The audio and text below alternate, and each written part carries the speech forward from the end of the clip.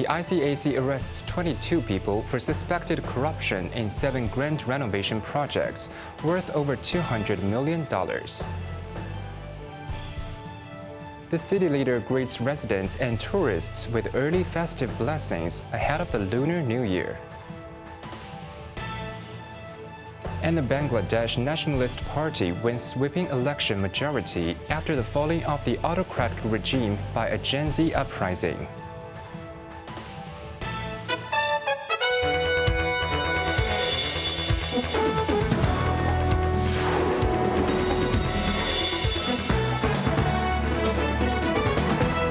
Good evening, you're watching Cable News. I'm Quentin Yan. The city's anti-graft agency has arrested 22 people on suspicion of corruption linked to major renovation projects of more than $200 million in 7 housing estates and buildings, reportedly including Tsungwan Center. Evelyn Bai reports. Co-named Lion Rock, the Independent Commission Against Corruption operation covered multiple locations citywide, including 3 housing estates, 3 residential blocks, and 1 industrial building. In Tsungwan, Shamshui-po, Taikok-zui, Sanpo-kong, Kuntong, Sheungwan, and Shaoke-wan. The contracts involved ranged from $2 million to more than $100 million, totaling more than $200 million. 2 projects under the preparation stage, worth a total of over $100 million, were intercepted before funds could be awarded. The watchdog earlier received complaints alleging that contractors bribed consultancy firms and incorporated owners to secure major repair projects. Further investigation revealed suspected falsified accounts from firms and the project contractors, and divulged confidential tender interview questions from an IO chairperson.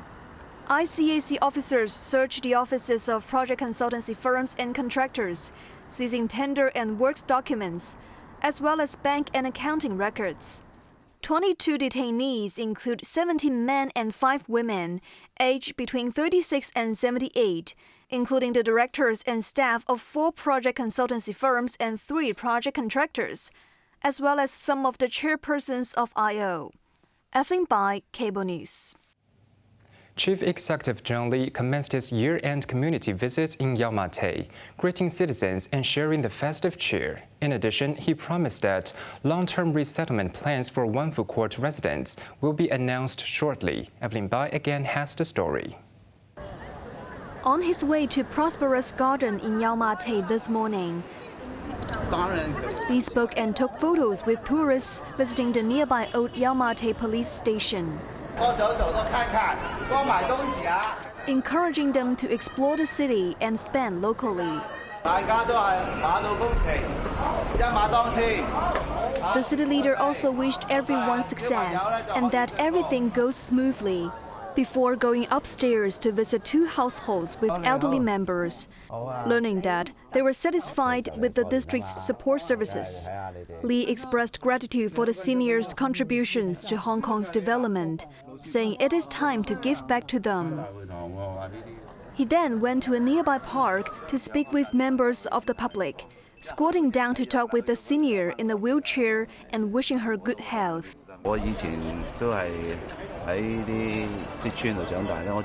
I grew up in a public housing estate.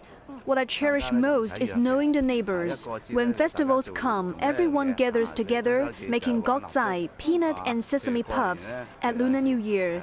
Lee spoke with residents. Lee later came to an elderly community center, where he sang with seniors and handed out goodie bags. Wrapping up the visits, Lee told reporters that he visited residents displaced by the deadly Taipo fire housed in a youth hostel in Kai Tak, and the government will shortly announce long-term resettlement plans for fire victims. Evelyn Bai, Cable News. Health officials are urging residents to avoid eating raw oysters for the time being, after spiking food poisoning cases, dozens of which are linked to consumption of the shellfish and norovirus. Jimmy Liu reports. In recent weeks, the Center for Health Protection recorded 45 food poisoning cases, 39 of which were associated with norovirus. These cases affected over 100 people who had all eaten raw oysters. Speaking on a radio program, head of the CHP Communicable Disease Branch Albadal explained that as oysters feed by filtering seawater, pathogens such as norovirus can accumulate in them if they are grown in or harvested from contaminated water. Norovirus is highly contagious as an infected patient can spread the virus through person-to-person contact or environments contaminated by vomit. Health authorities noted that over 75% of acute gastroenteritis outbreaks recently emerging in nursing homes and schools were caused by norovirus. As Chinese New Year approaches and people gather for reunion meals, health officials reminded residents to thoroughly cook and properly reheat their food. Local holidaymakers are also advised to be cautious as norovirus activity has increased in popular travel destinations including Japan and South Korea. Authorities said travelers should maintain good personal, environmental, and food hygiene when traveling abroad. Jamie Liu, Cable News. The Bangladesh Nationalist Party won a landslide parliamentary election, securing a resounding mandate in a pivotal vote that is expected to restore political stability in the South Asian nation. Anna Chen has more. The balloting was mostly peaceful with a record-high voter turnout in the election seen as a critical test of the country's democracy after years of political turmoil. By Friday morning, results had shown a clear win for the Bangladesh Nationalist Party, returning them to power after 20 years. The BNP has surpassed the two-thirds majority with 204 seats, and its main rival, Jamaat-e-Islami, has secured 76 seats in the House of the Nation. The BNP leader Tariq Rama returned to Bangladesh in December after 17 years of exile in London and is now poised to become the country's next prime minister. Meanwhile, Shafiq Rahman, head of the Jamaat-e-Islami, conceded defeat, adding his party would not engage in the politics of opposition for the sake of it.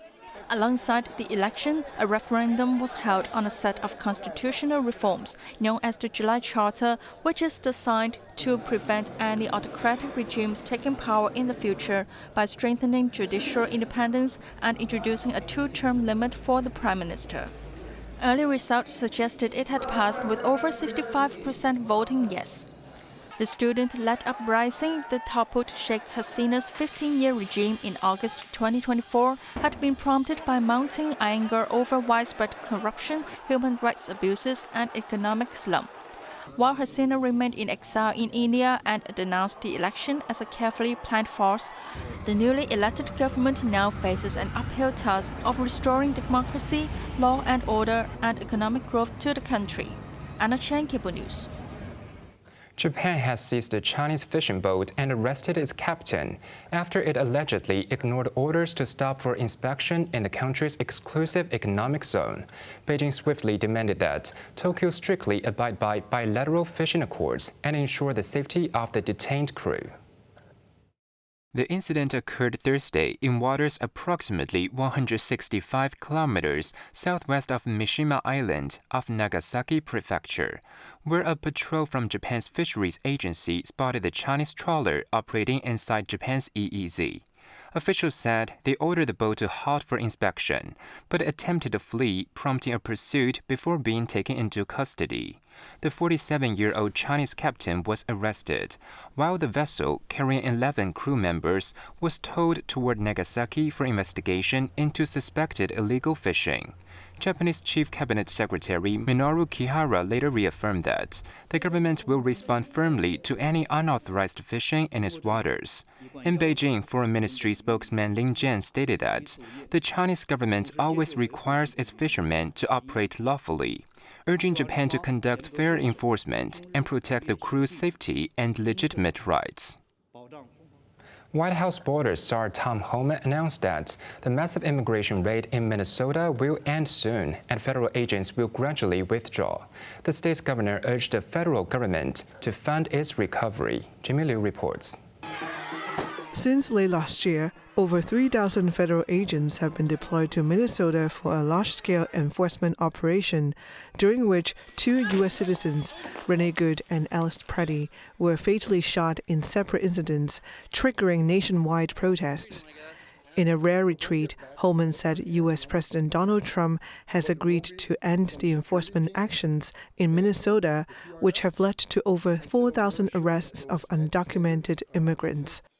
The surge is leaving Minnesota safer, Minneapolis safer, because of the cooperation we got with the counties and the state and local law enforcement responding to our needs. I'll say it again, it's less of a sanctuary state for criminals. A week ago, Holman announced that about 700 agents would leave. He added that many of the remaining agents from other states would be sent home in the coming week. However, he pledged that immigration enforcement will not end when the Minnesota operation is over. Minnesota Governor Tim Walz repeated his criticism against the immigration crackdown and urged residents to stay vigilant despite the pullout. He announced a $10 million relief package for affected businesses and demanded that the federal government compensate the economic ruin it left on the state. Jamie Liu, Cable News. The billionaire co-owner of Premier League team Manchester United, Jim Ratcliffe, stirred controversy over his comments on UK being colonized by immigrants. He said he regretted his choice of language after Prime Minister Keir Starmer joined a chorus of criticism. Anna Chen has the details. You can't have an economy with 9 million people on benefits and huge levels of immigrants coming in. I mean, the UK is being colonised. It's costing too much money. It'll cause, well, the UK is being colonised by immigrants, really, isn't it? I mean, the population. The controversial remarks came from an interview with Sky News on Wednesday, and it backfired. The 73-year-old billionaire claimed that the UK population has swelled by 12 million since 2020, but the figure was inaccurate. While some Manchester United fans said they agreed with Ratcliffe's sentiments, others said that as the owner of a team with foreign players, he was a hypocrite. UK Prime Minister Keir Starmer called the comments offensive and wrong and has called on Ratcliffe to apologise. Facing criticism, the founder of chemicals giant Ineos said he was sorry that his choice of language has offended some people and caused concern, but maintained an open debate on the matter was needed. Sources revealed that the English Football Association is examining whether Ratcliffe's comments brought the game into disrepute and he could face further punishment. Anna Chen, Cable News.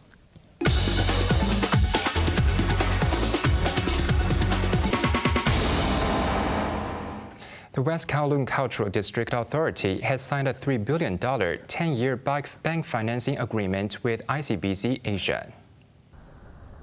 The authority said the deal, one of the longest loan tenors of its kind among local public bodies, reflects strong confidence from the banking sector in West Kowloon's direction in promoting arts and cultural development, as well as industry growth.